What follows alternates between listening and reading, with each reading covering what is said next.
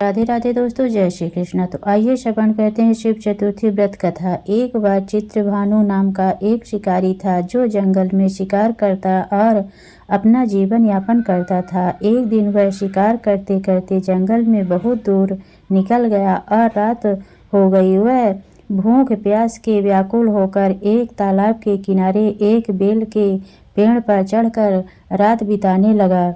रात के पहले पहर में एक हिरणी अपने बच्चे को साथ तालाब पर आई। शिकारी ने उसे मारने की सोची, लेकिन हिरणी ने विनती की कि वह अभी ऋतु से निवृत्त हुई और अपने पति को ढूंढने जा रही है, उसे जाने दे। शिकारी ने दया करके उसे जाने दिया।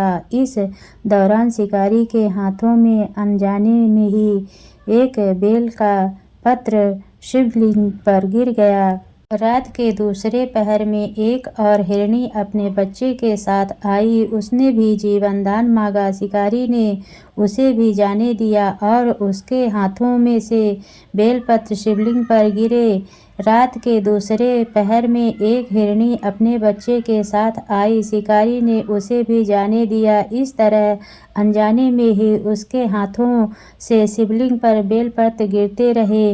रात के चौथे पहर में एक हिरण आया। उसने कहा कि यदि उसने पिछली हिरणियों और उनके बच्चे को मार डाला है तो उसे भी मार दे, लेकिन अगर उन्हें जाने दिया है तो वो उसे भी जाने दे, क्योंकि वह उनसे मिलकर वापस आएगा। शिकारी ने उसे भी जाने दिया। इस प्रकार शिकारी ने अनजाने में ही रात भर जागरण और शिवलिंग पर बेलपत्र चढ़ाने का कार्य पूरा कर लिया। सुबह होते ही हिरण और उसके पूरे परिवार शिकारी के सामने आ गए। हिरणे को देखकर शिकारी को बहुत पश्चाताप हुआ। उसने सोचा कि उसने इस जन्म में जीवों को बेवजह परेशान किया। इस रात के जागरण और बेलपत्र चढ़ाने के पुण्य प्रभाव से उसके मन में दया का भाव जागृत हुआ। उसने उस सभी हिरणों को जीवन दान दे दिया